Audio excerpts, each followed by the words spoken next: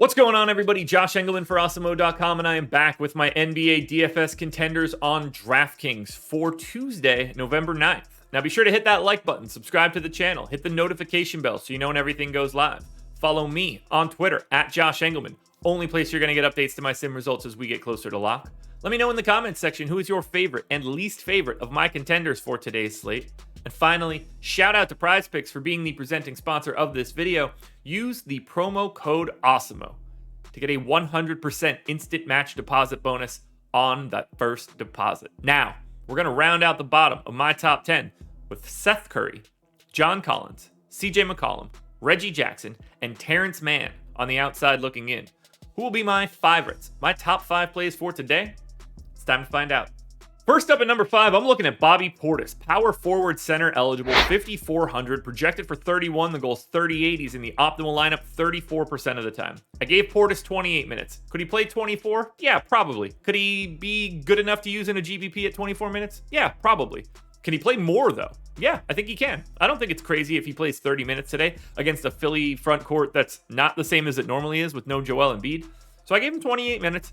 1.1 fantasy points per minute, 21% usage, 14 and almost 10 assists, or 10 rebounds, sorry, certainly not 10 assists. But Bobby Portis is like a 48% chance for a double-double. 1 assist, 1 steal, almost a block. Pace down spot against Philly, but I think you offset that with the fact that Joel Embiid isn't anchoring the defense. Either way, 5,400 for Portis. Now that the minutes are starting to climb, that's what I'm in for on this 3-gamer. At number 4, I'm looking at Drew Holiday. Only 6,400, projected for 37, goals 42, optimal lineup 37% of the time.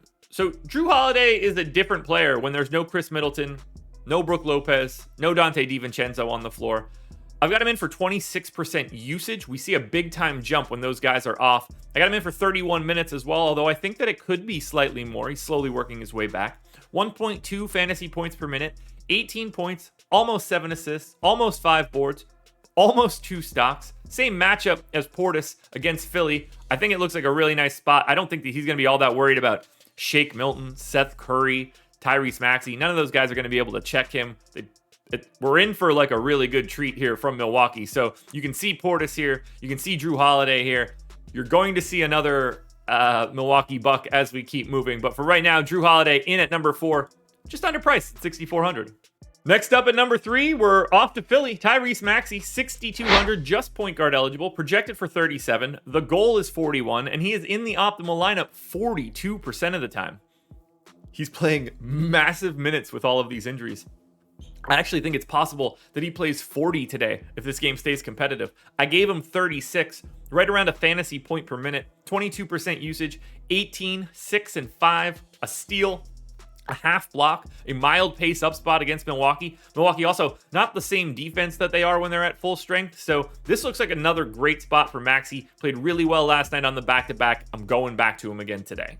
At number 2, we're going to Furkan Korkmaz. We are just sticking around here in this Philly/Milwaukee game. Shooting guard, small forward eligibility on Korkmaz. You know how much I like that. You get shooting guard, small forward, guard forward, and utility. 5 of the 8 spots on DK. He's 4,900, playing big minutes, projected for 32. The goal is just 36. He's in the optimal lineup, almost a coin flip, 49% of the time. 0.95 fantasy points per minute. It's mostly points. We're looking at 17, 4.5, and 3. That's more than okay with me. These guys are falling into a ton of time. They went to a short, basically 8-man rotation yesterday. I don't know if that's going to change for today, but I'm not really expecting it. So if Korkmaz is getting 34 minutes, both he and Maxey and Seth Curry and the rest of this Philly team are going to look incredible. Now, before we get to that number 1 contender, one last reminder to hit the like button, subscribe to the channel, and hit the notification bell so you know when everything goes live. Follow me on Twitter at Josh Engleman. That is the only place you're going to get updates to my sim results as we get closer to lock. Please let me know in the comments who your favorite and least favorite contenders are, and then go check out PrizePicks and use that promo code Awesemo when you do so. As if there was any doubt, Andre Drummond, center eligible, 7,700 is the number 1 contender for today. I have him projected for 50 fantasy points. The goal is 48. He hits the goal 58% of the time. He's in the optimal 61% of the time. I gave him 35 minutes. He could very easily play more. 1.4 fantasy points per minute, 22% usage, 15.5 points, 18.5 rebounds. 18.5. That is insanity. 3 assists, a steal and a half, a block and a half. Great spot against Milwaukee. The only thing you sort of have to worry about here is Giannis getting Andre Drummond into foul trouble. But other than that, Andre Drummond is clearly the best play. Even if they keep raising his price, it doesn't matter. 7,700 isn't nearly enough. If he were 8,700, he's probably still the best play on the slate. Don't overthink it again today. He will be chalk, and he should be. Andre Drummond is your number one contender. Alrighty, folks, that will do it. Those are my NBA DFS contenders on DraftKings for Tuesday, November 9th. FanDuel version of this video is around here somewhere, so check it out. Good luck today, everybody. Win some money. I will be back again tomorrow morning for another edition of the Contenders.